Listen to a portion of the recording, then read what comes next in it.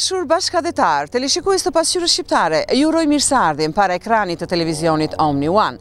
Pjesën e parë të emisionit të sotëm ja kemi kushtuar bisedës me Valter Shtyllën në Tiranë, drejtorin e Institutit të Monumenteve të Kulturës. Biseda me të do të na njohë me përpjekjet e qeverive shqiptare për të ruajtur dhe promovuar pasuritë kulturore të Shqipërisë. Është një koincidencë e bukur kjo ardhja juaj sot këtu, sepse pikërisht dje neve krijuam komisionin e kremtimit të jubileut të 45 vjetorit të themelimit të Institutit Monumenteve të Kulturës të Shqipërisë. Është krijuar në vitin 1965 me vendim të Këshillit Ministrave. Para vitit 1965, trajtimi i monumenteve të kulturës ose i trashëgimisë kulturore të lëvizshme dhe pa lëvizshme në Shqipëri trajtohesh pranë Akademisë së Shkencave. Ishte bile që në vitin 48, ka ekzistuar ajo që quhej atëherë Grupi i Kulturës Materiale, pranë Institutit të Shkencave dhe më vonë Akademisë së Shkencave, i cili trajtonte përgjithsisht vlerat e trashëgimisë kulturore në Shqipëri.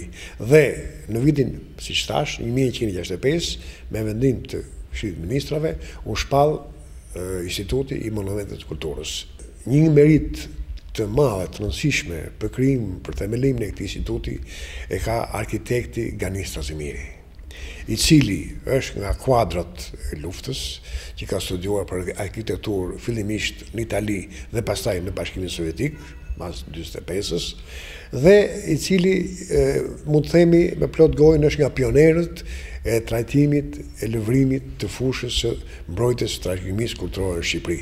Dhe pikërisht Ganis Strazimiri në vitin 1965 ishte drejtori i parë i këtij institucioni shtetëror, i specializuar në fushën e mbrojtjes së trashëgimisë kulturore në Shqipëri. Duhet theksuar që në Shqipëri nuk ka pasur në një shkollë në ato vite, nuk ka pasur një shkollë të traditës të trajtimit teoriko-praktik të kësaj fushë të trashëgimisë kulturore, të monumenteve të kulturës. Dhe merita e kuadrit ton që në ato vitet para ishte pikërisht kjo që kryesisht arkitekt dhe inxhinierë të mbaruara përgjithsisht në shkollat tona, në Universitetin Politeknik të Tiranës, ata u formuan si restaurator në mënyrë krejt autodidakte. Kujtojmë këtu eminerizën Aleksandër Meksin, Koço Zhegun, Lazar Papajanin. Detyra kryesore e Institutit Monumenteve të Kulturës, e thënë në linjat përgjithshme, ishte mbrojtja dhe restaurimi i kësaj trashëgimie kulturore. Dhe këtu tashti nuk kuptohet si objekt ose si fushë e trajtimit të këtij instituti të sapo krijuar, ishin shumë sfera, shumë aspekte. Në radhë parë njëherë ishte detyre e këtyre specialistëve fillestar që ju morën dhe që nuk kishin përvojë në ato kohë, ishte gjurmimi në terren në gjithë trojet shqiptare i vlerave të trashëgimisë kulturore materiale. Sepse lista fillimisht mas 45-s, lista e këtyre si quheshin në kohën e Zogut antikave nacionale, edhe më vonë monument kulturës mas 45-s, ishte e vogël. Pra në raport me vlerat e mëdha reale që ruheshin në trojet shqiptare. Pra, ky grup i punës, i cili filloi në 65-ën, fillimisht u hodh në terren për të gjurmuar të gjitha këto vlera që ishin të pa studiuara dhe të pa shpallura ligjërisht si monumente kulturore.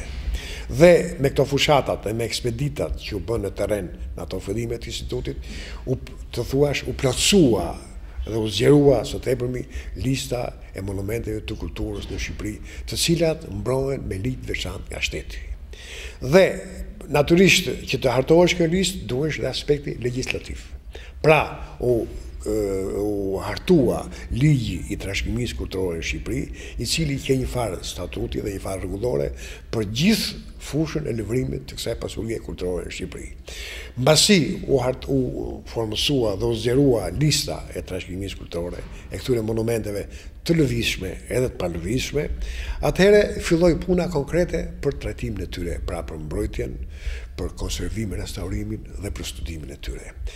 Të gjitha këto që thash më sipër ishin pikërisht detyrat kryesore të këtij instituti të krijuar në vitin 1965. Pra, mbasi u formua lista, u hartuan projektet fillestare, sepse natyrisht ato ishin trashëguar në gjendje jo të mirë nga koha, nga faktori kohë, nga faktorë të tjerë, objektiv dhe subjektiv. Dhe kështu që këtij instituti i linte një detyrë shumë e rëndësishme pikërisht për të bërë restaurimin e këtyre vepra të rëndësishme. Sepse kuptohet që një komp, pa identitetin kulturor, pa këto vlerë të trashëguara, pa mbrojtjen dhe ruajtjen e këtyre, nuk mund të quhet i plot edhe nuk mund të mbrojë dinjitetin e tij, jo vetëm brenda, po edhe jashtë kufive të tij. Ky institut krijoi brenda tij disa sektor, nga më të rëndësishmi sektori i monumenteve antike mesjetare, i cili mbulonte monumentet e fortifikuara, pra fortesat e Kalat, mbronte monumentet e kultit, domthon kisha, xhami, teke, tyrbe, mbronte ndërtimet inxhinierike, ora, ujësellsa, mulli, puse e tjerë, ishte një nga sektorët kryesor të institutit. Tjetër sektor i rëndësishëm që mbronte vlerat tona të arkitekturës popullore dhe kryesisht qytetet muze. Tjetër sektor që u krijua në institut ishte dhe sektori i trajtimit të veprave të artit. Sepse dihet që monumentet religjioze, domthonjë kishat, xhamit, në trupin e tyre, brenda tyre përmbajnë vepra arti, siç janë ikonostaset, siç është piktura murale me shumë vlera nëpër kisha dhe nëpër xhami, të cilat edhe këto duheshin drejtuar nga dora e restauratorëve të sektorit të artit. Nga gjithë këto gjurmime në terren, nga gjithë të studime që u bën nga specialistët tanë të këtij instituti, u krijua një arkiv shumë e madhe dhe shumë e vlefshme në kuadrin e këtij instituti. Dhe në ditët që po flasim, mund të themi që në Institut Monumenteve, arkivi i dokumentacionit, mund të themi me plot gojë, është një thesar. Është një thesar sepse aty ruhen të gjithë dosjet e këtyre monumenteve të veçanta, ruhen të gjithë fotografitë e këtyre monumenteve, të gjithë relacionet e tyre dhe të gjithë projektet e restaurimit që ndër vite instituti me kolektivin e tij ka krijuar për të mbrojtur trashëgimi. Dhe një aspekt tjetër është edhe çështja e mbrojtjes juridike. Në Institut Monumenteve gjithmonë ka punuar edhe kuadri juridik, i cili merresh me zbatimin e rregulloreve, me zbatimin e ligjit të trashëgimisë për mbrojtjen nga dëmtimet e ndryshme të këtyre vlerave në terren. Tjetër aspekt ligjor i aktivitetit të institutit tonë është dhe hartimi përveç ligjit të trashëgimisë edhe i rregulloreve specifike për të gjitha qendrat historike. Disa emra të lutem të këtyre objekteve më kryesore që gjenden në vendin tonë. Ne në momentin që flasim mund të themi, domthonjë shprehimisht dhe me krenari për gjithë shtetin tonë, ne jemi një shtet i vogël, por kemi shumë vlera. Fakti që në territorin e Republikës Shqipërisë sot figurojnë 3 qendra të mëdha historike pasurie e kulturës botërore që mbrohen nga UNESCO, është një ngjarje me shumë rëndësi. Përfshihet Butrindi, qendra arkeologjike e Butrindit, që u shpall e para si pasuri e kulturës botërore në Shqipëri, pastaj para pak vitesh, vitet e fundit, u shpallën dhe Gjirokastra dhe Berati. Pra, në listën jo shumë të madhe, prej rreth 840 objektesh në gjithë botën që kanë statusin pasurie e kulturës botërore, figurojnë tashmë edhe 3 qendra shqiptare. Dhe kjo flet për vlerat. Kjo për mua, për mendimin tim si specialist i vjetë institut, ka 2 aspekte. E para punës një tregon që Shqipëria ka vlera në drejtim të kulturës materiale, në drejtim të trashëgimisë, dhe tjetra është dhe konsiderata që ka bota kulturore, që kanë organizmat kulturore dhe botërore për vlerat në tokat shqiptare. Sepse nuk është kollaj, ne e dim se çfarë pune na është dashur shumë vjeçare për të hartuar dosjet dhe për të bërë vlerësimin dhe dokumentacionin specifik teknik për ta çuar në UNESCO, për të duhet kaluar në për 10 e qindra komisione për të shpallur këto 3 qendra pasurie e kulturës botërore.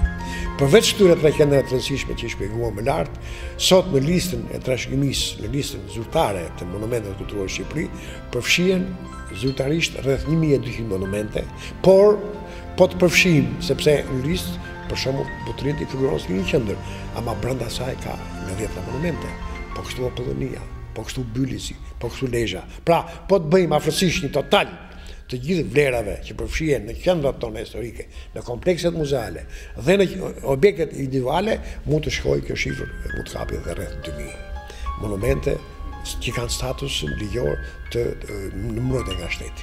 Një moment delikat, të thosha, për institutin ton ka qenë dhe periudha e vitit 1967.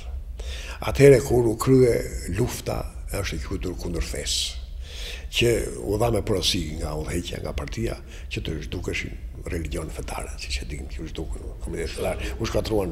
Atëherë neve me këmbulljen e specialistëve të institutit, të Ganis Trazimenit, që thash drejtorit, edhe të gjithë personelit të institutit, me këtë pasion që kishim, luftuam me të gjitha mënyrat për të bindur ata që duheshin bindur, që dhanë urdhat pra për prishjen e kësaj pune, që këto janë vlera të papërsërishme. Prandaj nuk duheshin zhdukur të tëra, duheshin mbajtur një pjesë e mirë e tyre. Dhe manipuluam atëherë bilej edhe me terma, për shumë duke thënë, ishte një kish në këmbë, nuk e quanim kish në listë, po e quanim rënojat e kishës, të themi, në mënyrë që të duke si kishë shembull, në fakt ishte në plot ose xhamia, vetëm për të mos prekur listën e monumentit.